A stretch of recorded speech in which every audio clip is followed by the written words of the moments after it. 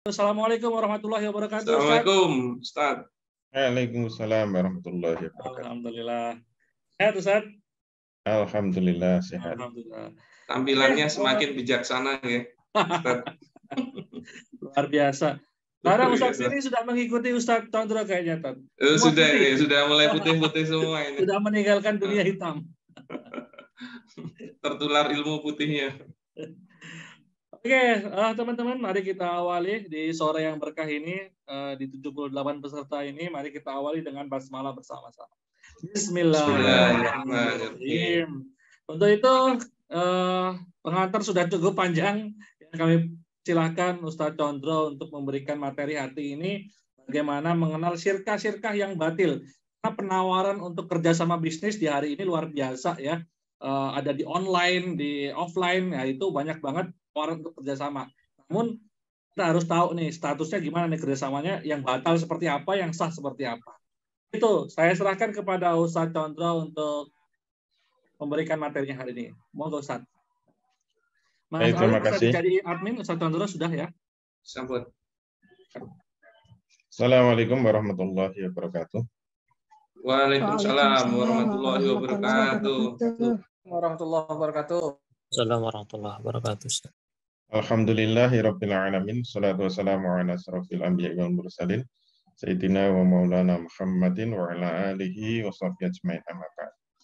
Bapak Ibu dan saudara-saudara sekalian yang dirahmati Allah, alhamdulillah kita bisa dipertemukan oleh Allah Subhanahu wa taala. Hari ini kita akan membahas syirkah-syirkah yang batil. Tentu tidak semuanya bisa kita bahas. Ada beberapa yang nanti kita jadikan sebagai sampel.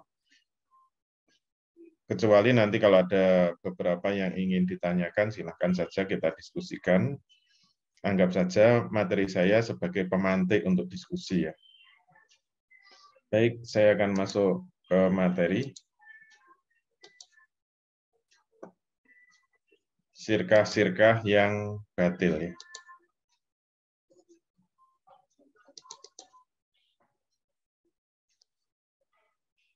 Yang pertama yang kita bahas adalah perseroan terbatas. Ini kita ambil sebagai contoh nomor 1 karena ini yang paling banyak digunakan bahkan di seluruh dunia ya. Di seluruh dunia itu yang mendominasi adalah perseroan terbatas. Oleh karena itu ini dipakai baik non-muslim maupun muslim. Jadi orang-orang Islam juga untuk bisnis, kalau ingin bisnisnya besar, tentu akan menggunakan perseroan terbatas. Nah, bagaimana kedudukan perseroan terbatas ini? Harus kita lihat bagaimana proses pendiriannya. Ini secara sederhana, mudah. Ini pendirian PT yang asli ya, sesuai dengan ketentuan dalam PT. Yang pertama, beberapa orang yang melakukan pendirian perseroan, membuat sistem perseroan, lalu perseroan tersebut melempar sahamnya kepada khalayak agar bisa menjadi anggotanya. Kemudian yang kedua, apabila waktu pendaftaran berakhir, maka diadakan rapat umum pemegang saham atau RUPS untuk memberikan masukan tentang sistem perseroan serta menentukan Dewan Komisaris Perseroan. Yang nomor 3 selanjutnya, Dewan Komisaris tersebut akan mengangkat Dewan Direksi untuk mengoperasikan perusahaannya. Kemudian yang keempat, setiap pemegang saham, berapapun jumlahnya, berhak untuk hadir dalam RUPS. Suara didasarkan pada jumlah saham, bukan pada jumlah orang. Nah, ini prosedur pembentukan PT secara umum yang masih asli PT ya, murni PT. Nah, bagaimana kedudukan dari PT seperti ini? Jadi, untuk menilai ini harus kita tinjau dalam tinjauan hukum wad'i. Jadi kita harus paham, hukum syariah itu ada 2, yaitu hukum taklifi, dan yang kedua adalah hukum wad'i. Hukum taklifi itu hukum yang langsung terkait dengan perbuatan manusia. Sedangkan hukum wad'i itu hukum yang mendasari hukum taklifi. Kalau hukum taklifi itu biasanya bicara halal haram, kalau hukum wad'i itu lebih banyak bicara sah atau batal. Dan pembahasan hukum wad'i itu memang lebih berat, karena menyangkut sah atau batal. Jadi ibarat kita itu membangun rumah tangga, kalau sampai dalam syarat-syarat pendirian rumah tangga itu ada yang tidak terpenuhi, maka rumah tangga itu disebut batal. Kalau rumah tangga itu batal, maka semua amal-amal rumah tangganya menjadi haram. Itu yang disebut hukum wad'i ya. Seperti kita sholat, kalau sholat sebagus apapun sholat itu, mungkin bacaan Fatihahnya sudah sangat merdu, surat-suratnya itu panjang-panjang, rukuknya khusyuk, sujudnya khusyuk, sampai salam bagus semua, khusyuk semua, tapi ternyata tidak wudhu. Kalau dia sholat nggak wudhu, langsung disebut apa? Batal itu sholatnya. Sebagus apapun batal. Sehingga yang disebut batal itu di sisi Allah tidak ada nilainya sama sekali di dunia ini, dan di akhirat tetap akan mendapat siksa. Oleh karena itu kalau sholat batal ini nggak bisa ditobati. Begitu salam, kemudian dia duduk, istighfar terus, astagfirullah, astagfirullah, ya Allah maafkan aku, ya Allah terimalah sholatku, walaupun saya tidak wudhu. Ini nggak bisa diterima. Jadi hati-hati kalau sudah disebut batal, berarti sholatnya tidak sah. Nikah kalau disebut batal, nikahnya tidak sah. Semua amal nikahnya akan berdosa, akan haram, dia akan disebut berzina terus selamanya, dan tidak bisa ditaubat, tidak bisa ditaubat. Demikian juga dalam mendirikan perseroan. Kalau sampai nanti disebut batal, maka semua aktivitas perseroannya haram, penghasilannya juga haram. Maka kita tinjau PT ini dalam tinjauan hukum wad'i, bukan hukum taklifi. Baik. Tinjauan hukum wad'i terhadap PT harus berangkat dari definisi syirkah. Tadi sudah disinggung-singgung oleh Ustadz Firly. Syirkah itu apa?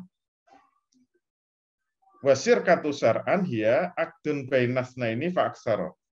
Yattafiqani fihi 'alal qiyami bi amalin maliyin bi qasdir ribhi. Jadi yang disebut syirkah secara syar'i itu adalah akad antara dua pihak atau lebih yang mereka bersepakat untuk melakukan suatu usaha atau bisnis dengan tujuan untuk memperoleh keuntungan. Jadi kalau syirkah tidak memenuhi definisi syar'i ini, maka disebut syirkahnya tidak sah. Nah, dari sini kita tahu syirkah itu merupakan persekutuan untuk mewujudkan sebuah usaha bisnis. Bukan persekutuan sosial, bukan persekutuan arisan, bukan persekutuan untuk tolong-menolong, tapi ini persekutuan untuk membuat sebuah usaha bisnis. Jadi yang disebut syirkah yang sah, ketika mereka berakad, setelah akad itu harus bisa terwujud sebuah usaha bisnis. Oleh karena itulah ulama kemudian merumuskan dalam bentuk rukun-rukun syirkah. Nah, rukun syirkah selalu dalam muamalah rukun itu ada 3 ya. Yang pertama adalah harus ada dua pihak yang berakad. Al-aqidani. Syaratnya mereka harus punya keahlian dalam tasarruf. Ini insya Allah mudah. Nomor 2, nah ini yang paling penting. Ma'qud alaihi, objek akadnya. Objek akad dari syirkah itu wajib ada amal. Sedangkan modal tidak wajib. Modal ini dan atau. Berarti dalam syirkah boleh ada modal, boleh tidak ada modal. Yang harus ada itu apa? Yang harus ada itu pekerjaan atau amal. Berarti kalau dalam syirkah itu hanya persekutuan uang saja, uang ketemu uang, modal ketemu modal, bersyirkah kemudian berakad, maka rukun kedua tidak terpenuhi. Rukun kedua tidak terpenuhi. Kenapa? Karena tidak ada pihak yang menjalankan usaha itu. Karena tidak ada yang berkedudukan menjadi pengelola untuk mengelola modal itu. Itu yang paling berat rukun nomor 2 ini. Harus ada amal. Kalau tidak ada amal, tidak sah. Makanya tadi definisinya kan alal qiyami bi amalin maliyin. Sirkah itu untuk mewujudkan sebuah amal usaha. Jadi kalau sudah akad tidak terwujud sebuah amal usaha, maka akadnya itu tidak sah. Nomor 3, harus ada sighot ijab qabul. Nah, kalau kita sudah paham definisi sirkah dan rukun-rukun sirkah ini, maka kita bisa tinjau kembali bagaimana PT dalam tinjauan hukum WADI. Nomor 1, nah ternyata dalam PT tidak ada dua pihak yang melakukan akad secara sempurna, yaitu terwujudnya ijab dan qabul. Kenapa? Tadi sudah kita singgung, karena tidak ada pihak yang bertindak sebagai pengelola. Yang ada hanya pemodal saja, atau para pemodal saja. Dalam PT itu hanya syarikul mal. Terus siapa yang mengelola uang itu? Siapa yang mengelola modal itu? Yang mengelola adalah orang yang diakati dengan akad ijarah. Sewa tenaga, dibayar, digaji untuk menjalankan usahanya yang disebut dewan direksi. Apakah kayak gini nggak boleh? Jawabnya nggak boleh. Kenapa? Karena kalau akad sirkahnya belum sah, maka akad turunannya juga tidak sah. Wah, ini berat ini. Konsekuensinya apa?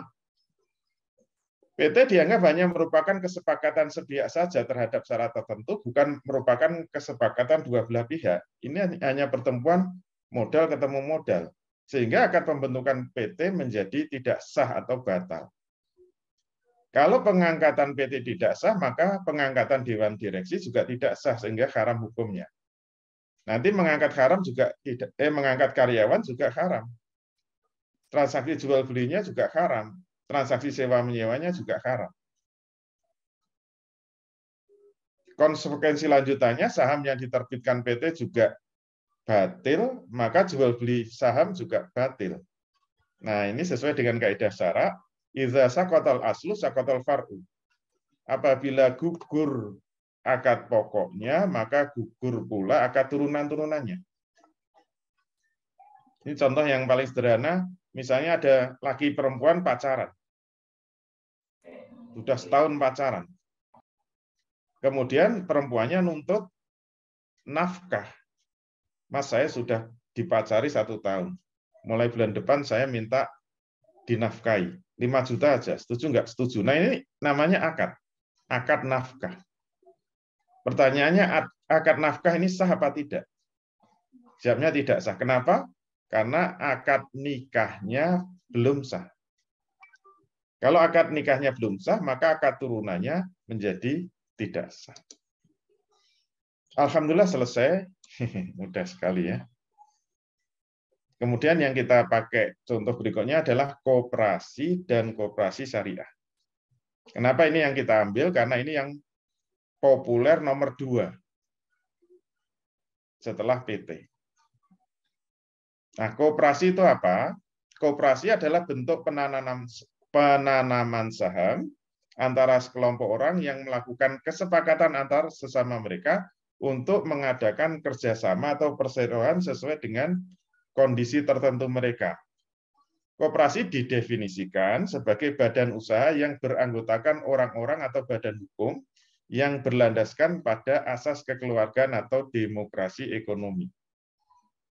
Dalam koperasi ada 5 prinsip. Yang pertama, keanggotaan koperasi bersifat sukarela dan terbuka. Yang kedua, pengelolaan koperasi dilakukan secara demokratis, yaitu berdasarkan kehendak dan keputusan para anggotanya. Yang ketiga, SHU atau sisa hasil usaha merupakan keuntungan dari usaha yang dilakukan oleh koperasi, dibagi berdasarkan besarnya jasa dari masing-masing anggota, tidak berdasarkan modal semata. Modal diberi balas jasa dengan wajar, yaitu tidak melebihi suku bunga di pasar. Koperasi bersifat mandiri dan tidak bergantung pada pihak yang lain. Kemudian perangkat-perangkat koperasi nomor 1, anggota. Dalam anggaran dasar dibahas mengenai kedudukan anggota, rapat anggota dalam koperasi, penetapan waktu pelaksanaan rapat anggota, hal-hal yang dapat dibahas dalam rapat anggota, agenda acara rapat anggota tahunan, dan syarat sahnya pelaksanaan rapat anggota koperasi. Nomor 2, pengurus. Dalam anggaran dasar dijabarkan tentang kedudukan pengurus dalam koperasi, persyaratan dan masa jabatan pengurus, tugas kewajiban, serta wewenang dari pengurus koperasi. Nomor 3, pengawas. Dalam anggaran dasar dijabarkan tentang kedudukan pengawas dalam koperasi, persyaratan dan masa jabatan pengawas, tugas serta wewenang dari pengawas koperasi. Nomor 4, pembina atau penasihat. Selain dari ketiga perangkat tersebut, dapat ditambahkan pula pembina atau badan penasihat. Kemudian permodalan dan SHU. Modal koperasi, permodalan koperasi berasal dari berbagai jenis modal yang dimiliki, yaitu modal sendiri, modal pinjaman, modal yang berasal dari sejumlah simpanan pokok, simpanan wajib, simpanan sukarela, dan lain-lain yang dibayar oleh para anggota. Kemudian ketentuan pembagian SHU, keuntungan dari usaha dilakukan oleh koperasi dibagi berdasarkan besarnya jasa masing-masing anggota. Semakin aktif nanti SHU-nya semakin besar. Semakin banyak transaksi yang dilakukan, SHU-nya semakin besar. Berarti tidak berdasarkan pada modal semata. Baik, itu koperasi konvensional. Sekarang koperasi syariah. Koperasi syariah itu apa? Koperasi syariah adalah koperasi yang dilaksanakan menurut ketentuan syariah Islam. Koperasi syariah merupakan konversi dari koperasi konvensional melalui pendekatan yang sesuai dengan syariah Islam.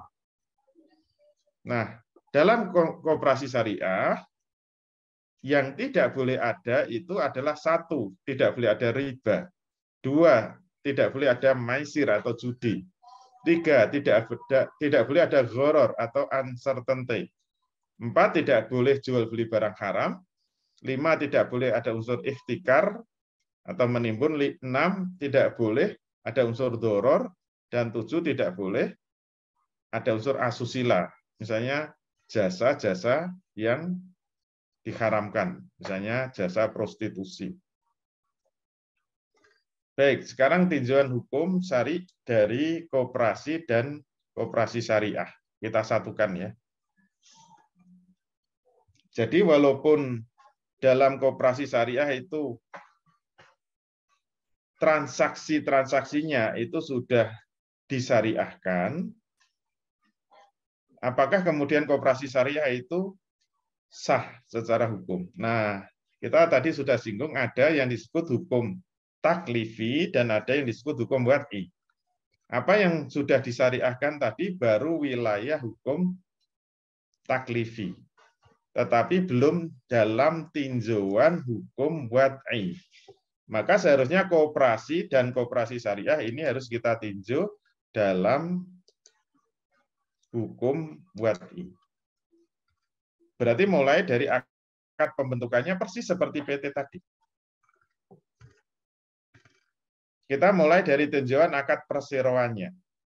Koperasi dan koperasi syariah ternyata belum memenuhi persyaratan syirkah sebagaimana syirkah Islam yang tadi sudah kita bahas. Kenapa? Karena dalam akad pendiriannya tidak ada pihak pengelola yang bertugas melakukan usaha bisnis untuk memperoleh keuntungan. Berarti koperasi syariah dan PT sama. Sama-sama tidak ada pihak pengelolanya. Berarti koperasi dan koperasi syariah sama-sama persekutuan modal saja. Koperasi dan koperasi syariah hanyalah perseroan yang didirikan berdasarkan modal saja, sehingga tidak ada akad untuk melakukan pengelolaan.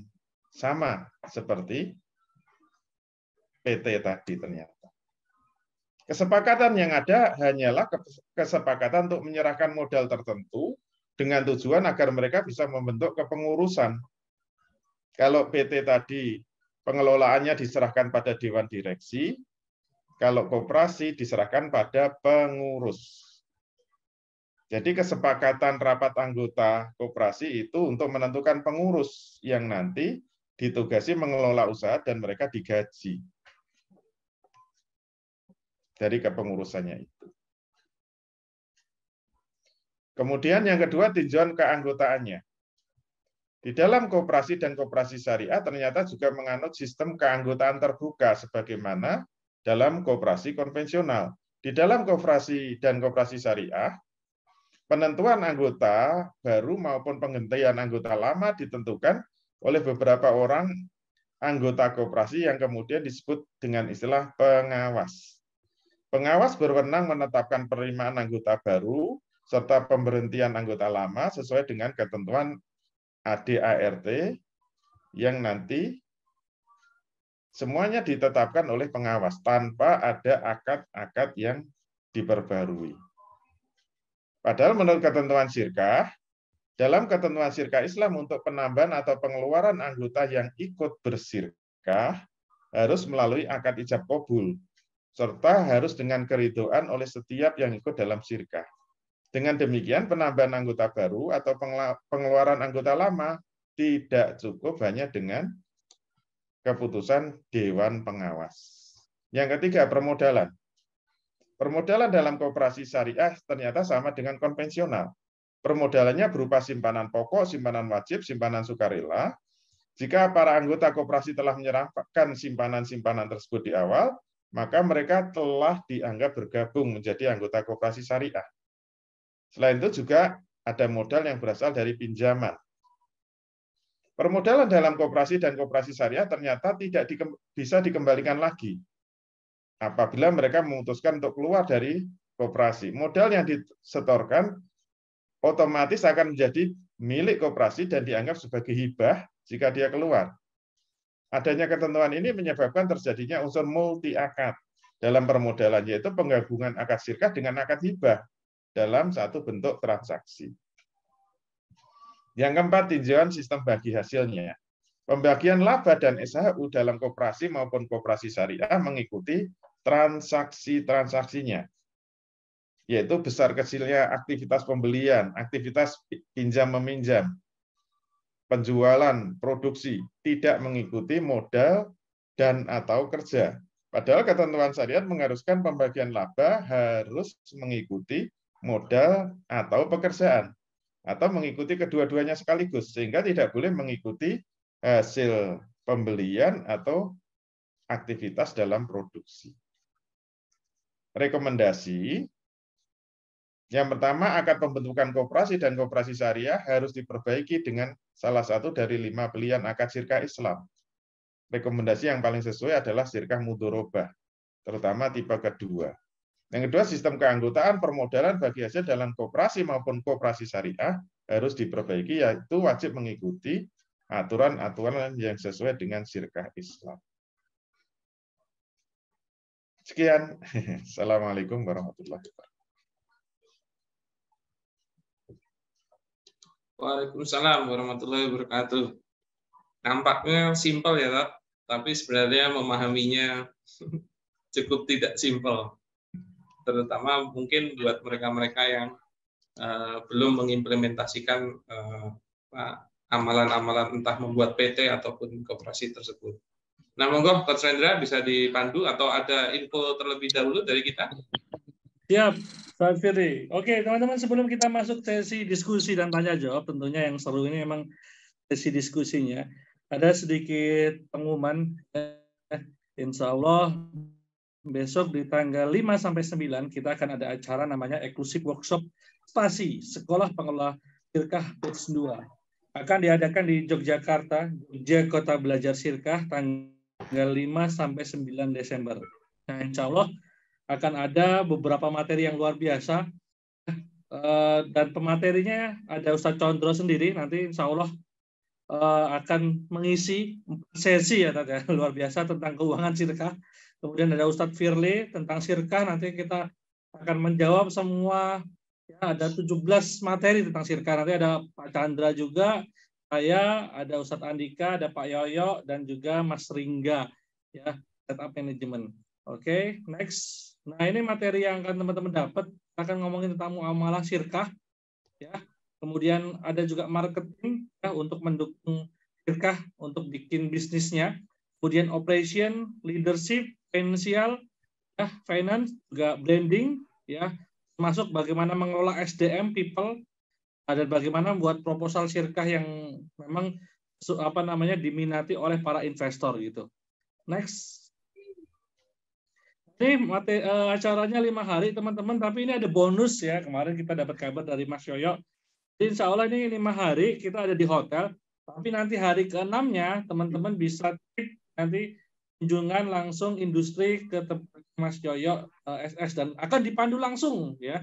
Bukan oleh timnya tapi langsung oleh Mas Yoyo SS nanti akan memandu kita juga untuk melihat bagaimana industri yang digarap oleh Mas Yoyo gitu.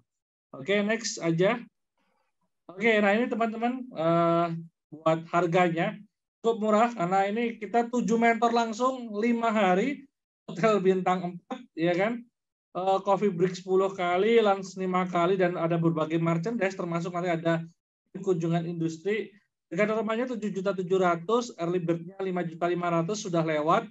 Nah, dan buat teman-teman yang beli hari ini ya kan, teman-teman beli tiket hari ini kita kasih kesempatan harga cukup murah saja, 4,5 juta rupiah saja ya. Silakan teman-teman nanti bisa saya kasih info untuk nomor pendaftarannya. Silakan teman-teman daftar langsung karena ini sebenarnya luar biasa ya eventnya. Ini sudah yang kedua. Nah, teman-teman kalau ingin tahu testimoni sebelumnya, silakan. Ya, ada beberapa yang sudah kita dampingin syirkah juga di batch 1 ya. Salah satunya ada Mas Hanafi Rais, ya ini mau bersirkah juga ya dan lain sebagainya. Teman-teman bisa nanti akses ya. Itu nanti insya Allah nanti akan ada link ya untuk pendaftarannya habis ini. Itu teman-teman. Itu sih sekilas info sebelum kita masuk ke sesi tanya jawab. Oke, Ya, mungkin kita bisa masuk sesi tanya jawab dari Pak Firly. Siap.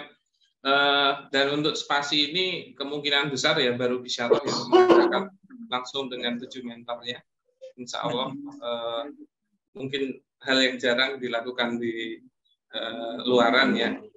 Dan memang ini juga berbentuk profesional dengan para pemateri dan lain-lainnya. Oke, kita masuk ke tanya jawab. Menurut saya ada pertanyaan yang cukup menarik ini dan bagus. Pertama dari Bu Asni mungkin ini ya. Ustadz, bagaimana sistemnya dengan BMT? Apakah posisinya sama dengan koperasi? Monggo, Ustadz Chandra. Iya. BMT itu perizinannya adalah koperasi ya. Perizinannya koperasi. Biasanya disebut koperasi jasa keuangan syariah. Berarti BMT itu resminya adalah koperasi. Koperasi jasa keuangan syariah.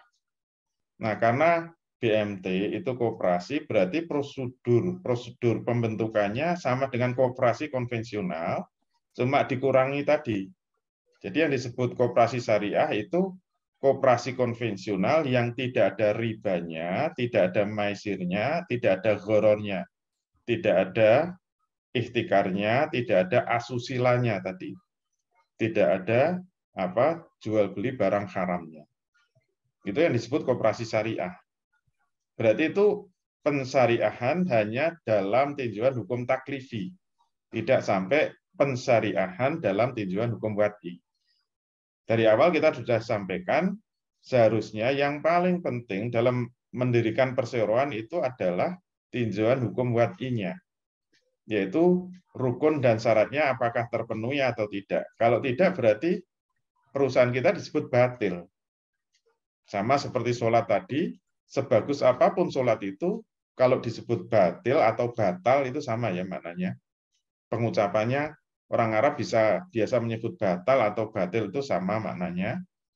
Jadi kalau disebut batal, berarti apa? Sholatnya tidak dinilai sama sekali oleh Allah, tidak bisa ditaubati. Harus diulang kembali dengan akad yang benar. Kalau sholat ya diulangi wudhu yang benar, baru kemudian sholat. Begitu ya. Semoga bisa dipahami. Allah. Yeah. Berarti sebenarnya pengaplikasiannya ikut ke koperasi syariah itu ya, Tat? Iya. Iya, siap. Ama tadi ada pertanyaan juga. Kalau saham syariah itu gimana, Tat? Sama ya, Tat?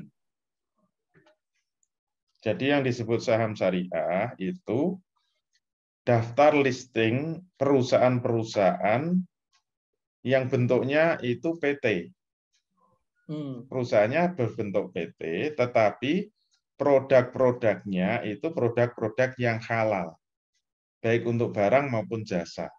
Yang masuk listing tidak boleh perusahaan yang produknya itu haram, misalnya pabrik minuman keras atau pabrik bir ya, bir temulawak, lambe judir kayak luar katanya Mas. Katanya Mas Willy.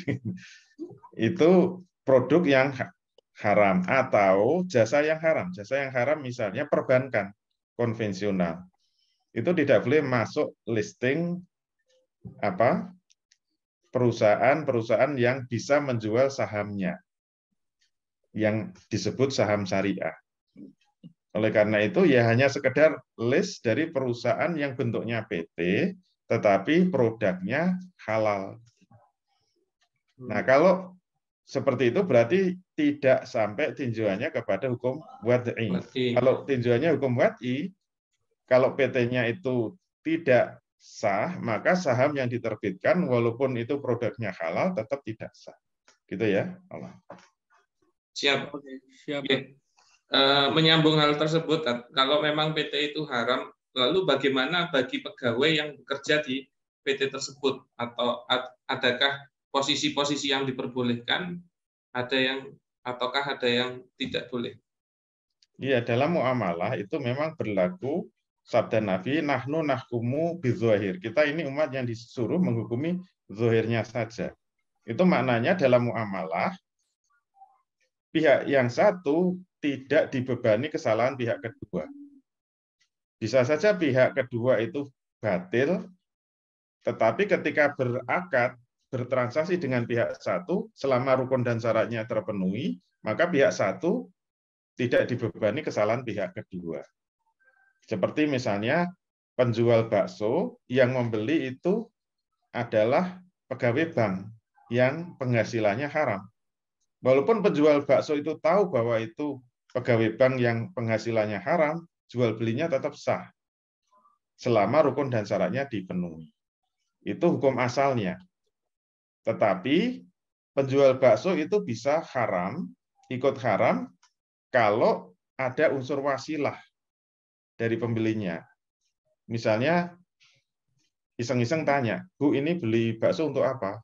"Saya mau bunuh orang. Dengan bakso ini mau saya kasih racun supaya nanti orang yang saya kirimi bakso ini mati," gitu loh. Kalau tahu bahwa baksonya itu mau digunakan untuk membunuh orang, maka pihak satu ikut berdosa. Dan jual belinya haram. Demikian juga kerja di PT. Kerja di PT itu tergantung posisinya. Apakah posisinya itu ada unsur wasilah atau tidak. Wasilah bagi terlaksananya PT yang haram tadi. Berarti kalau dia itu kedudukannya di pihak direksi, direksi itu bertanggung jawab penuh terhadap jalan atau tidak jalannya PT itu. Mohon maaf, berarti tidak menjadi pihak direksi dalam PT hukumnya haram. Nggak bisa ditoleransi lagi. Tetapi kalau kerja karyawan biasa, staf biasa, di mana dia kerja di situ atau tidak kerja di situ, PT tetap jalan. Maka insya Allah akad ijarah di dalam PT itu masih boleh. Masih boleh. Tapi dengan syarat jangan meniti karir. Nanti jadi direksi. Allah. Oke. Siap, Pak. Sekarang atas jawabannya. Nah, kemudian ada pertanyaan berikutnya. Bagaimana dengan PT perorangan?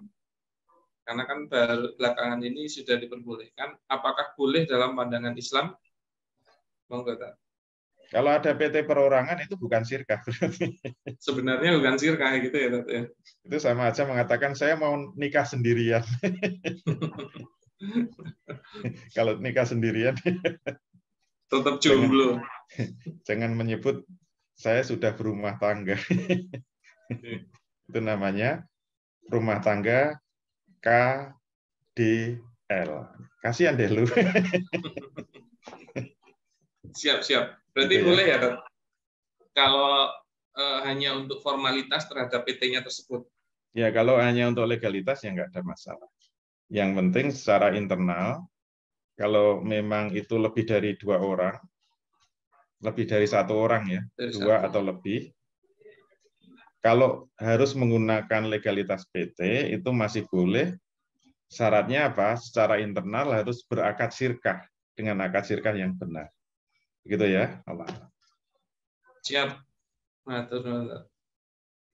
Kita lanjut, masih ada beberapa pertanyaan lagi nih.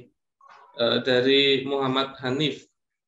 Di dalam akta PT, pemodal atau pemberi saham juga bisa sebagai dewan direksi dan pemodal lain sebagai dewan komisaris. Berarti akad yang terdapat di PT tersebut tidak batil karena sesuai akad dalam sirkah. Benarkah demikian, Ustaz? Iya, tergantung pendiri itu ketika menjadi dewan direksi itu digaji atau tidak. Kalau dia itu digaji, kedudukannya seperti pekerja, berarti terjadi multi akad. Jadi dia menjadi pengelola sekaligus pekerja. Nah itu jatuhnya batil juga. Tidak boleh. Tapi kalau dia itu jadi dewan direksi tapi tidak digaji, ya itu berarti boleh. Gitu ya. Berarti dialah pengelolanya itu ya, Dok? Iya. Kalau dia memang mau menjadi pengelolanya atau dewan direksi. Syaratnya jangan mengikuti aturan PT. Kalau PT itu dewan komisaris digaji, dewan direksi juga digaji seperti pekerja. Yang mana bisa saja dia juga sebagai pemodal gitu ya. Iya. Kalau PT kan harus pemilik itu harus pemodal. Aslinya PT. Kalau dalam sirkah kan enggak. Pemilik itu bisa tanpa modal. Namanya apa? MD ya, modal dengkul. Sekarang sukanya singkatan-singkatan. Siap. Ini ada pertanyaan tadi juga sepertinya Pak Komarudin Wahab sudah resen. Monggo kalau mau open mic langsung bertanya Pak Komarudin Wahab. Ya, makasih Ustaz. Assalamualaikum warahmatullahi wabarakatuh. Waalaikumsalam warahmatullahi wabarakatuh.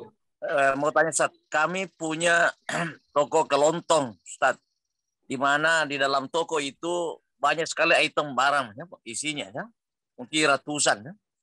Nah pertanyaannya, kami rencana bersirkah ya dengan seorang Ustadz di sini di kampung ini, bersirkah dengan ya, pertanyaannya, apakah harus dihitung dulu semua itu ya Pak, toko yang sudah terlanjur jalan ini ya, di mana toko ini juga sudah misalnya berjalan ada utang piutang dengan kampas ya, supplier barang ya.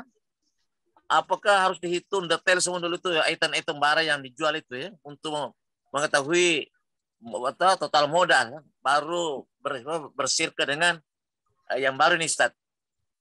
Itu Ustaz.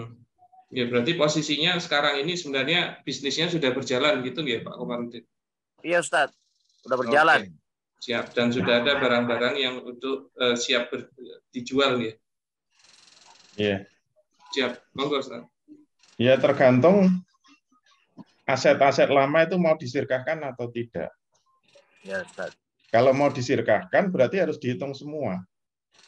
Dan ya, laporan keuangannya harus standar ya. Kalau sudah mau bersirkah, ini wajib bisa membuat laporan keuangan yang benar-benar bisa dipertanggungjawabkan. Dan kita bisa menggunakan aturan-aturan di dalam akuntansi. Walaupun ada sentuhan-sentuhan sedikit saja yang harus disesuaikan dengan sirkah. Itulah bedanya kalau bisnis sendirian dengan sirkah. Kalau sendirian itu nggak pakai akuntansi juga boleh. Ngawur juga boleh. Bangkrut ya bangkrutnya sendiri. Karena itu duit-duitnya sendiri kan. Iya, nah, yang harus hati-hati itu kalau sudah mulai sirkah, itu berarti kita mengelola bukan duit kita sendiri, duitnya orang. Maka pencatatan transaksi-transaksi harus tertib, sampai nanti pembuatan laporan keuangannya juga harus tertib. Sehingga kita bisa menghitung bagi hasil dengan benar. Tidak boleh asal ngambil prive kayak milik pribadi gitu. Jadi tidak boleh kita mengambil prive kecuali itu sudah saatnya bagi hasil gitu. Gitu ya, Allah. Siap. Begitu Pak Komarudin. Ya, jadi harus dihitung total itu Ustaz asetnya yang termasuk isi tokonya. Harus sampai detail ya. Oh ya, baik Ustaz. Siap. Yang berikutnya sudah ada yang resen, Mas Rahman Yogyakarta. Monggo kalau mau bertanya langsung silakan open mic. Baik, terima kasih. Assalamualaikum warahmatullahi wabarakatuh, Ustaz. Waalaikumsalam warahmatullahi wabarakatuh. Izin bertanya, kami ada sekitar 10 orang membuat mendirikan perusahaan dengan PT ya. Nah, kami membuat PT ini tidak digaji, namun kami mengumpulkan dana masing-masing itu untuk sebagai modal penyetoran saham. Nah, nanti dalam operasionalnya kami memang tidak digaji. Nah, dari saham-saham yang sudah kita keluarkan, nah nanti kan akan diperbanyak dalam bentuk right issue bagi yang memiliki modal tambahan bisa membeli dan pihak luar pun juga bisa membeli. Nah, dari operasional itu keuntungannya akan masuk ke PT, kemudian nanti dari pembagian dividen ini baru dibagi setelah akhir tahun gitu. Apakah ini akadnya batil? Itu yang pertama. Yang kedua,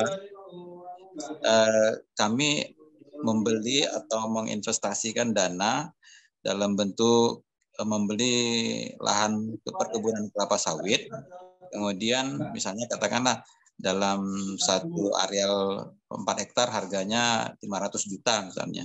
Nah, kemudian satu areal yang kita miliki itu dikelola atas nama dikelola oleh perusahaan yang memang spesialis di bidang perkebunan. Tapi kita masuk di dalam keanggotaan koperasi. Nah, kemudian apakah hasil dari penjualan kelapa sawit tadi itu operasionalnya sudah include lah semuanya biaya-biaya. Kita biasanya menerima semacam hasil lah, sisa hasil usaha, tapi bukan dalam bentuk setahunan, tapi per bulan gitu, Ustaz.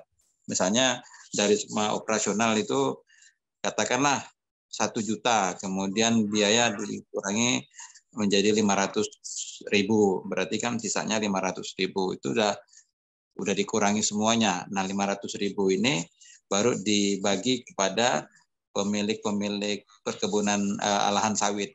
Nah, itu bagaimana secara Islam tuh, Ustaz? Pengelolanya ini koperasi biasa sih, bukan koperasi syariah. Demikian, Ustaz. Terima kasih, jazakallah khair. Siap. Mungkin pertanyaannya cukup panjang, jadi butuh agak pendetailan. Mungkin satu-satu dulu. Di pertanyaan yang pertama dulu, apakah Ustaz Condro ada yang mau di detailing lagi mengenai pertanyaan nomor 1? Iya. Jadi yang pertama, memang harus tahu faktanya ya secara mendalam. Tapi yang saya tangkap secara global, kalau memang itu sirkahnya seperti itu, saya menduga itu sirkahnya Inan ya. Jadi 10 orang semuanya adalah pemodal, semuanya pengelola. Itu berarti sirkah Inan. Terus pertanyaannya tadi, bagaimana dan kesepakatannya memang pengelola tidak mendapatkan gaji. Terus tadi pertanyaannya bagaimana kalau dalam perjalanannya itu perusahaan mengeluarkan atau menjual saham atau right issue ya, menerbitkan saham baru. Itu boleh apa enggak? Nah, kalau mengikuti aturan syirkah itu menerbitkan saham baru itu boleh saja. Syaratnya apa? Syaratnya ketika mau menerbitkan saham baru itu syirkahnya harus ditutup dulu. Harus ada penutupan syirkah. Diputus dulu gitu ya, Pak? Iya, diputus. Membuat laporan keuangan penutupan syirkah sehingga tahu posisi laporan keuangan terakhir. Apakah dalam keadaan rugi, impas, atau untung. Kalau untung itu harus bagi hasil dulu sampai kembali kepada titik modal awal. Baru nanti boleh ada masuk modal baru. Baik itu dari internal maupun eksternal, tetap ketentuannya sama. Kenapa? Karena dalam Islam tenaga maupun modal itu bekerja. Misalnya dia sudah bekerja 6 bulan, kemudian masuk modal baru, tidak boleh langsung seperti dalam PT itu kan langsung dikombinasikan sesuai dengan proporsi modal. Itu tidak boleh. Karena apa? Karena modal yang 6 bulan itu sudah bekerja. Tenaga yang 6 bulan sudah bekerja harus diberikan hak-haknya dulu. Baru nanti modal baru masuk itu seperti start awalan dari syirkah yang baru. Dengan akad yang baru, dengan nisbah yang baru. Karena dalam Islam nisbah itu dibagi menurut kesepakatan, bukan menurut proporsi modal. Maka setiap ada modal baru masuk, harus ditutup, dan harus ada akad nisbah yang baru. Itu asumsinya begitu. Untuk yang kedua itu memang, ya mohon maaf, kalau di dalam Islam ini memang perlu ada pembahasan khusus ya, yang sangat panjang.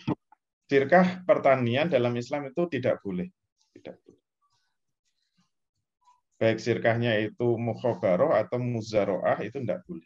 Yang boleh hanya syirkah musakot. Jadi kalau ada pihak yang menyediakan lahan, kemudian ada pihak yang mengelola, plus dengan saprodinya, itu berarti disebut muzaroah. Nah, muzaroah itu haram. Tapi kalau lahan dan saprodi disediakan satu pihak, yang lain hanya tenaga saja, itu mukhobaroh. Kebalik ya. Yang itu yang mukhobaroh. Yang mukhobaroh itu pengelola plus saprodi. Yang satu pihak lahan saja itu mukhobaroh. Kalau muzaroah itu lahan plus saprodi, petani hanya mengelola saja, itu muzaroah. Dua-duanya haram. Jadi tidak diperbolehkan. Kalau ingin tahu kenapa haram, ini memang perlu dibuka dalil-dalilnya. Yang boleh hanya musakot. Ya, musakot itu hanya memelihara kebun saja. Jadi kebunnya sudah ada, kemudian dipelihara, dirawat, nanti hasilnya dibagi sesuai kesepakatan, itu boleh kalau musakot. Gitu ya, Allah. Siap.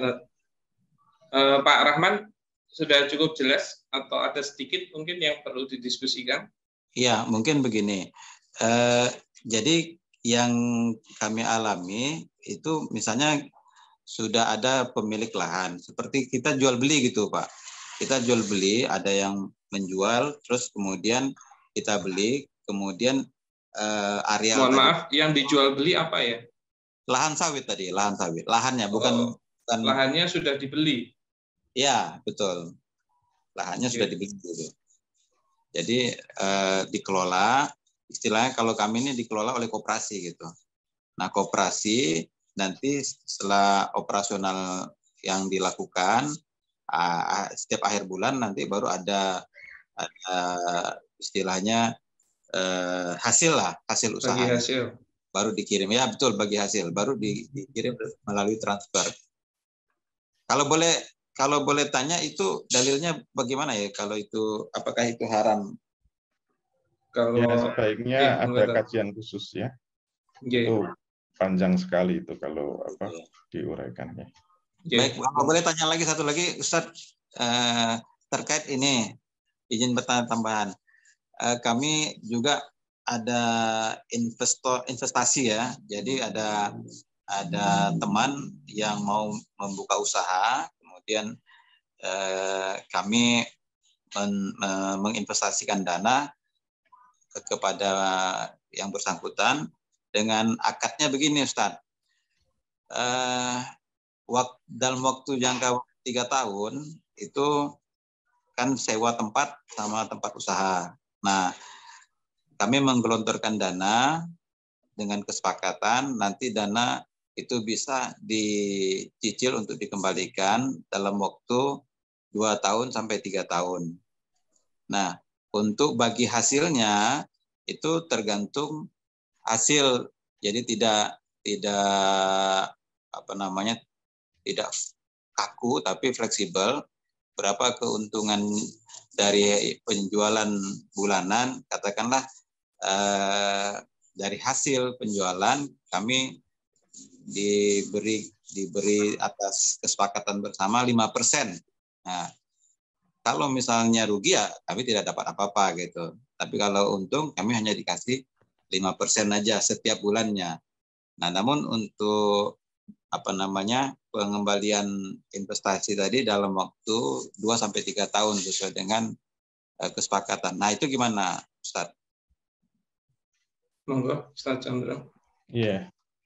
Jadi harus hati-hati ya. Kalau kita menginvestasikan modal, ada kesepakatan itu harus dikembalikan secara cicilan, itu berarti akad utang piutang, bukan akad investasi. Dan kalau itu sama dengan utang piutang, jadi walaupun nyebutnya investasi, itu faktanya sama dengan utang piutang. Nanti kalau ada hak bagi hasilnya itu jadi riba itu. Jadi riba. Jadi kaidah fikihnya ma qoroba syai'a utiya hukmuhu. Apa-apa yang mirip dengan sesuatu harus dihukumi dengan yang mirip itu. Karena faktanya itu mirip utang piutang, maka kalau ada bagi hasil itu adalah riba. Makanya kalau dalam Islam investasi itu ada aturannya sendiri, utang piutang ada aturannya sendiri. Gitu ya. Begitu, Pak Rahman. Mungkin kalau mau lebih jelas bisa ikut spasi ya, biar memang pemahaman konsep mengenai permodalan atau investasi dengan konsep utang piutang itu bisa dibedakan, dan masih banyak yang mengimplementasikannya itu salah, yang akhirnya juga seperti yang disampaikan Ustaz Condro bisa berujung riba. Padahal kan kita harus mengikuti kata pepatah, jauhi riba, dekati rabi gitu ya, 4 kali. Begitu Pak Rahman. Untuk yang kelas hari ini kalau mau ikut bisa diberikan harga khusus langsung dengan Coach Rendra.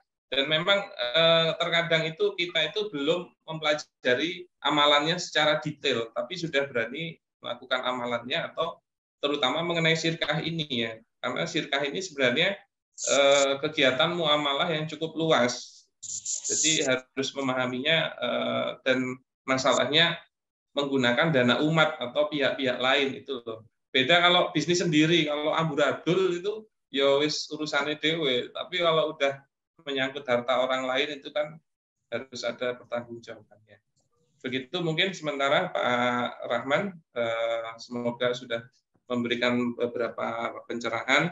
Untuk lebih detailnya insya Allah kami terbuka untuk mengikuti kelas spasi tersebut, dan semoga nanti bisa menjadi cara memberikan pencerahan yang lebih menyeluruh. Baik, kita pindah ke pertanyaan berikutnya ya. Ini ada Mbak Neni, tadi sudah present. Silakan Mbak Neni, kalau bisa open mic langsung, biar bisa bertanya langsung. Monggo, silakan. Assalamualaikum warahmatullahi wabarakatuh. Waalaikumsalam warahmatullahi wabarakatuh. Ya Ustadz, tadi udah dijawab sepertinya sama Ustadz Chandro. Saya cuma mau tanya, kalau untuk spasi selain bulan Desember ini, apakah ada lagi ya dibuka tahun depan ya? Karena insya Allah ada. Nggak bisa ikut, tapi pengen ikut. Ya, insya Allah ada. Cuman fixnya kami belum tahu. Insya Allah di tahun depan ada. Kalau mau yang fix ya ikut yang besok, berarti begitu. Oh, setahun cuma 2 kali paling Mbak. Oh, 2 kali setahun ya dalam. Iya. Siap. Berarti sama kayak tahun 2022 ini.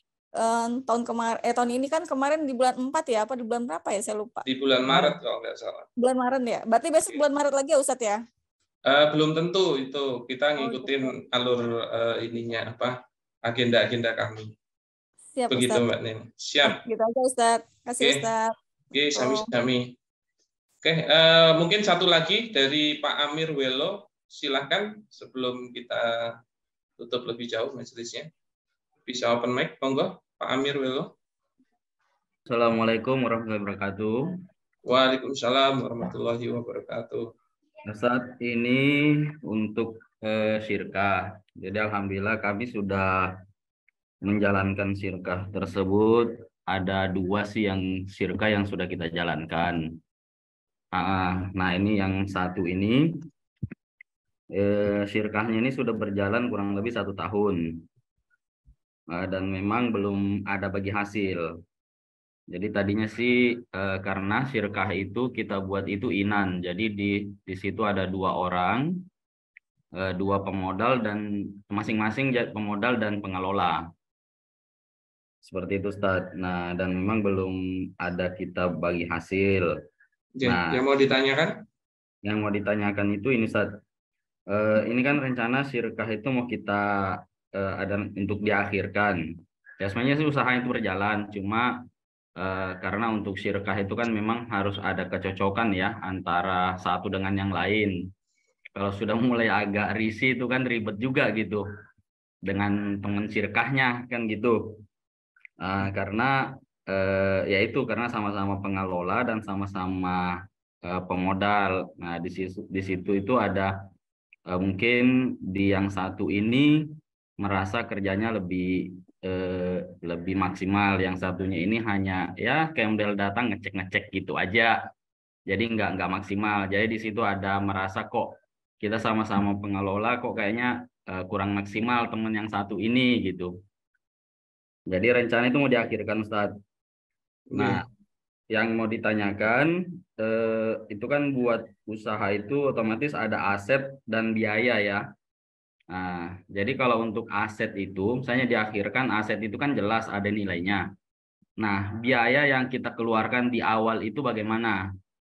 Kan begitu, karena memang selama 1 tahun itu, kita hanya pengeluaran itu yang kita keluarkan di pencatatan itu adalah operasional murni. Jadi, sejenis penyusutan itu belum kita keluarkan. Karena memang usaha itu usaha yang baru berjalan, kalau kita langsung bebankan ke penyusutan, otomatis kan bebannya itu besar banget gitu. Jadi besar. Kalau boleh tahu bisnisnya apa? Bisnisnya itu pakaian muslimah, toko pakaian muslim, muslimah ya. Siap. Oke. Berarti yang mau ditanyakan? Yang mau ditanyakan setelah kita akhiri itu kan ada biaya yang awal itu Ustaz. Jadi ini bagaimana? Apakah kita dari profit itu kita potong semua biaya yang belum kita keluarkan di per bulan itu atau bagaimana? Karena ini kita akhiri, jadi syirkahnya itu kita akhiri, tapi tetap nanti kan setelah berakhir itu ya usaha itu tetap yang satu ini tetap menjalankan gitu. Jadi syirkahnya yang mau dilanjut sendiri begitu? Ya seperti itu. Nah, jadi mau dilanjut sendiri. Nah, di situ ada biaya. Nah, biaya ini bagaimana? Karena kan biaya itu ya mungkin dari renovasi itu kan tidak berwujud tuh. Mau dinilai seperti apa kan begitu? Siap. Nah, itu gimana Ustaz? Jadi yang mau Anda tanyakan itu biaya-biaya itu bagaimana gitu? Apakah memang harus dipotong dulu? Bebankan ke syirkahnya atau nanti ke perorangan begitu? Betul, ya. Itu Ustaz, pertanyaannya di situ. Oke. Monggo Ustaz Chandra. Iya. Ini untuk semuanya saja, termasuk kita, termasuk saya. Kalau mau syirkah, itu standarnya sama. Harus tahu bagaimana pencatatan keuangan dengan menggunakan standar akuntansi yang benar. Kalau masih bingung kayak gitu, menunjukkan sudah bersyirkah, tapi mohon maaf belum paham pencatatan keuangan, sehingga tidak tahu ini adalah biaya, ini adalah aset, ini adalah modal, ini adalah keuntungan. Itu menurut saya, mohon maaf, itu sangat berbahaya untuk syirkah ya, untuk syirkah. Oleh karena itu, kalau mau ditutup, itu lebih bagus dijalankan sendiri saja. Kalau mau menutup itu sebenarnya nggak usah repot. yang namanya ditutup, kalau ingin clear semua, langsung dilikuidasi semua. Itu paling clear. Nah, likuidasi itu bisa dibeli secara internal. Jadi sudah enggak usah. Kalau mungkin pencatatannya sudah tidak standar, ya sudahlah, itu yang sudah berlalu. Tetapi kalau mau ditutup, dilikuidasi. Nah, yang disebut harta itu standarnya kan nomor 1 uang kasnya. Kemudian yang kedua, apakah masih ada piutang. Kemudian ada inventory. Kemudian ada aset. Terus untuk penyusutan nggak usah dihitung. Kenapa? Karena dilikuidasi saja. Gitu. Nah, kalau mau dilikuidasi, silahkan yang membeli itu yang mau meneruskan. Nanti akan ketemu itu. Apakah untung atau rugi. Kalau untung ya dibagi sesuai perjanjian. Kalau rugi semuanya dibagi sesuai proporsi modal. Nah, kalau kurang jelas memang harus ada pendampingnya ya. Perlu ada pendampingan dalam penutupan sirkah. Ya. Karena memang ya? faktanya sendiri-sendiri begitu ya, Tat, ya, mengikuti faktanya masing-masing dan tidak bisa disamakan antara bisnis satu dengan bisnis yang lain. Apalagi kalau dasar teorinya belum memahami dengan komprehensif. Begitu Pak Amir Welo. Ini sedikit tambahan untuk pertanyaannya. Yeah. Jadi ini sih kami ada rencana gini, Ustaz. Jadi memang itu kan ada profit tuh. Jadi rencananya yang akan melanjutkan usaha itu. Jadi ini sih untuk ini ya, maksudnya karena itu kan harus likuidasi dan itu memang panjang ya. Jadi harus betul-betul jelas gitu. Jadi ini kita sih berpikir gini, Ustaz. Misalnya beliau itu masuknya berapa? Karena kan pencatatan untuk profit itu kelihatan tuh di situ. Beliau masuknya berapa, ya udah kita kembalikan modalnya beliau, terus kita bagi hasil. Nah, adapun untuk biaya itu karena memang usaha itu kan masih diteruskan dengan satu orang ini. Nah, adapun biaya-biaya itu ya memang sudah dilimpahkan ke yang meneruskan usaha tersebut. Jadi ada rencana seperti itu, Ustaz. Iya, mohon jangan menggunakan asumsi. Oh gitu sih. Ya. Harus tertib pembukuan ya. Jangan merasa kalau ada keuntungan itu ada profit. Belum tentu. Ya, kalau pencatatannya nggak tertib, nanti nggak ngerti. Membuat rugi laba. Seakan-akan kalau ada pemasukan, ada keuntungan disebut profit. Belum tentu kan? Oke. Jadi yang disebut profit itu harus dikurangi dengan semua biaya.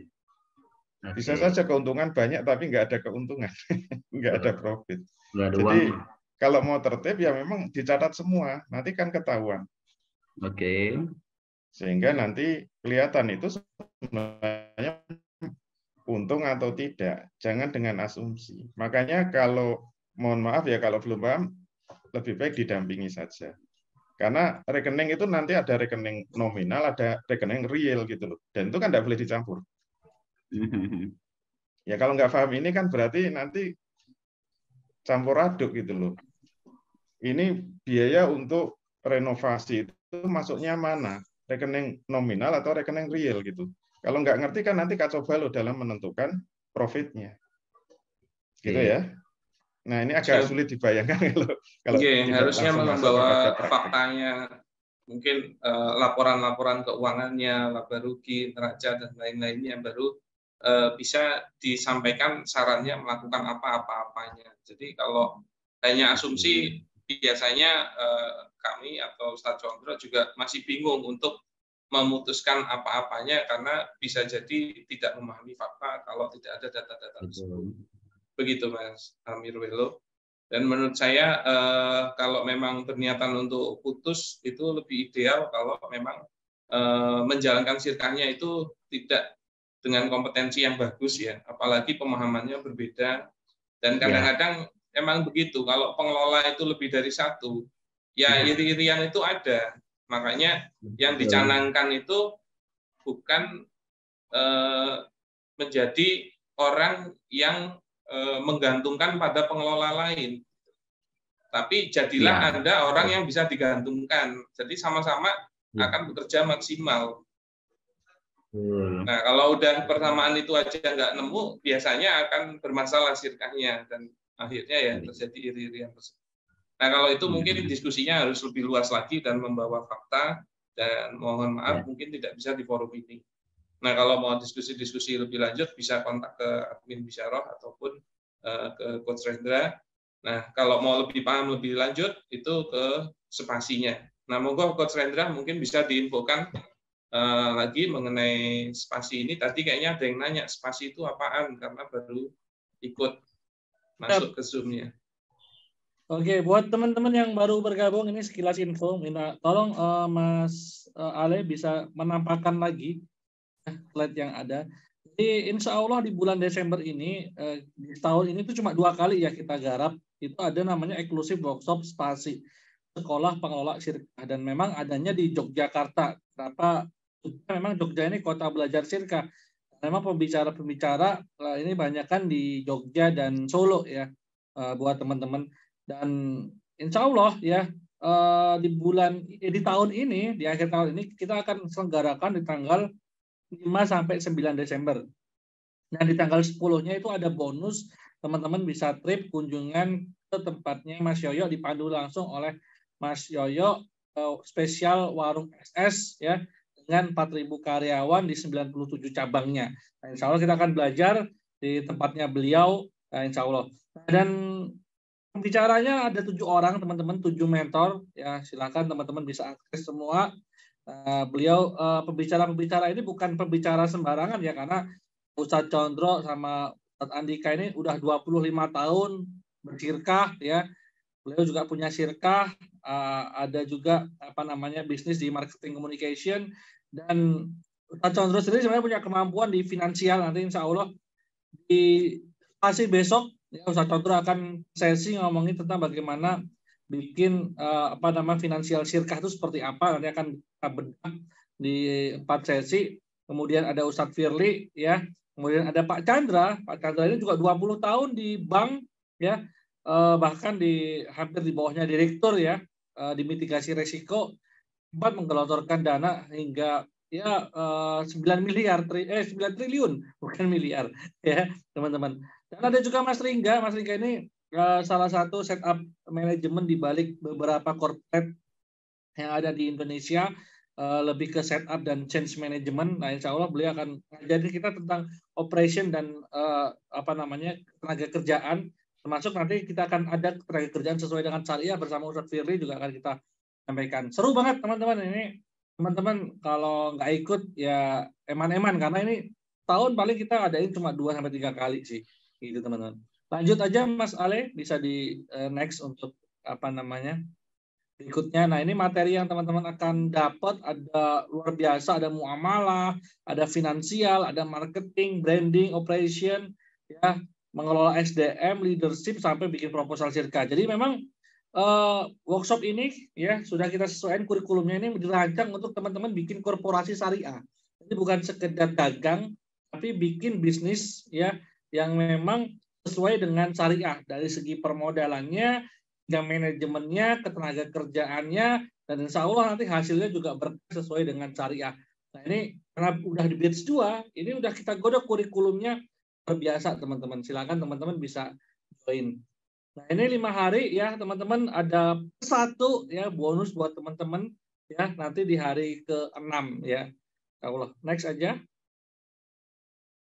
Nah, ini untuk harganya teman-teman, karena semua pembicara kita udah juga secara profesional, kita juga pakai hotel bintang 4, dan kita juga punya fasilitas yang luar biasa ya.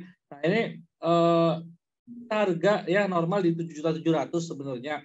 Cuma untuk early bird kemarin 5.500.000 itu sudah selesai ya. Nah, ini buat teman-teman di sini nih malahan ya, yang bisa beli lewat affiliate juga bisa ya, lewat partner-partner alumni kita juga bisa, ataupun ke Bisyarah sendiri juga bisa. Nah, teman-teman di sini dapat harga khusus 4,5 juta saja, dan bisa di DP dulu. Kan teman-teman yang mungkin duitnya belum ada, kalau 4,5 juta mau DP dulu, silakan, kita kasih kesempatan buat teman-teman untuk pembayarannya bisa di cicil begitu teman-teman. Itu sih teman-teman sedikit pengumuman, dan ya daftar silakan tuh ada di scan barcode atau di link yang saya share. Insya Allah materinya luar biasa. Ini persiapan buat teman-teman 2023. Yuk kita menjadi pemenang dengan bisnis yang memang sesuai dengan syariah. Karena menang di dunia saja tidak cukup, teman-teman harus bisa menang dan dunia akhirat. Gitu, teman-teman. Mungkin ada tambahan Ustadz Firly sebelum kita tutup acara ini? Atau Ustadz Condro mau nambahin promosi? Kepada Ustadz Condro, kalau masih on, closing statement. Monggo Ustadz. Baik, terima kasih. Alhamdulillah bincang-bincang kita sudah kita anggap cukup dan memang tidak bisa tuntas ya, mohon maaf. Tapi paling tidak bisa memberi gambaran kalau mau bersedekah memang harus lebih hati-hati. Jadi perlu ilmu yang cukup, terutama kaitannya dengan finansial ya, karena ini amanah mengelola dana bersama gitu loh, bukan dana pribadi, maka harus amanah supaya bisnis kita barokah. Insya Allah dengan terus semangat belajar, terus menambah ilmu, kita akan semakin dekat kepada ketaatan pada syariat. Semoga bisnis kita benar-benar dapat limpahan barokah dari Allah untuk bisa kita ambil manfaatnya di dunia maupun di akhirat kelak. Dari saya cukup sekian. Mohon maaf kalau ada kekurangan kesalahan. Walafu minkum billahi taufiq wal hidayah. Assalamualaikum warahmatullahi wabarakatuh. Waalaikumsalam warahmatullahi wabarakatuh. Terima kasih banyak. Siap. Ustadz Dwi Condro atas ilmunya sore hari ini. Insya Allah menjadi ilmu yang bermanfaat. Mari kepada rekan-rekan semua, seperti yang sering sudah kita dengar di 2023, kemungkinan besar akan terjadi resesi ini, maka menambah ilmu itu menjadi hal yang sangat diperlukan. Nah, terutama apabila Anda mau mengimplementasikan bisnis yang syariah. Nah, yang mana seharusnya kalau pebisnis muslim, ya harusnya bisnisnya sesuai syariah, nggak ada lagi kata yang lain. Tidak mungkin Anda bilang bisnis Anda sesuai syariah kalau dasarnya yang dilakukan kapitalisme dan lain-lain. Nah, untuk itu insya Allah dibutuhkan ilmu-ilmu yang komprehensif. Nah, insya Allah spasi ini bisa menjawab setidaknya sebagian besar pertanyaan-pertanyaan Anda. Begitu dari kami, monggo di closing kepada Coach Alfian. Silahkan. Ya, terima kasih Ustadz Condro, terima kasih Ustadz Firly yang sudah mendampingi kita di sore hari ini. Nah, teman-teman, ini sebentar lagi 2023 ya. Biasanya banyak bisnis yang bikin bisnis plan dan lain sebagainya. Nah, saran saya emang teman-teman kalau pengen ya, tumbuh bisnisnya itu bukan hanya besar ya berkah, teman-teman harus punya mentor. Dan insya Allah kita sediain ya mentor bisnis yang teman-teman bisa akses itu di tanggal 5 besok sampai 9 itu di Spasi. Dan insya Allah di circle kita ini kita juga lagi bangun circle investornya, circle pengelolanya, yang mana dengan circle investor sirkah dan pengelola sirkah ini bisa terjalin nanti yang namanya pasar ekonomi syariah atau ekosistem pasar ekonomi syariah, yang mana insya Allah ekonomi umat ini bisa berputar dan memang berkah gitu loh, sesuai dengan syariah. Tidak diputarkan di instrumen-instrumen yang memang banyak mengandung riba, goror, maisir riba, dan ini jadi jadi challenge yang menarik buat teman-teman, tantangan. Ayo kita daftar, insya Allah investasinya cukup murah ya. Mudah-mudahan Allah mudahkan teman-teman ya. Siapa punya obsesi ada jalannya untuk bisa ikut di acara ini, dan insya Allah langsung didampingin 7 mentor ya. Mungkin itu saja teman-teman ya. Closing statementnya ikut Spasi 2022 ya. Jangan ketinggalan karena cuma di bulan Desember ini, habis itu kita ganti tahun ya. Mudah-mudahan banyak tercipta pengusaha sukses muslim yang memang peduli dengan akad-akad yang sesuai dengan syariah. Kurang lebihnya saya mohon maaf. Akhirul kalam. Wassalamualaikum warahmatullahi wabarakatuh. Oh ya, kita tutup dengan doa bersama-sama. Subhanallah wa bihamdika asyhadu alla ilaha illa anta astaghfiruka. Assalamualaikum warahmatullahi wabarakatuh. Waalaikumsalam warahmatullahi wabarakatuh. Tinggalkan nomor teleponnya di kolom chat ya. Nanti bisa di-save oleh admin untuk nomor telepon.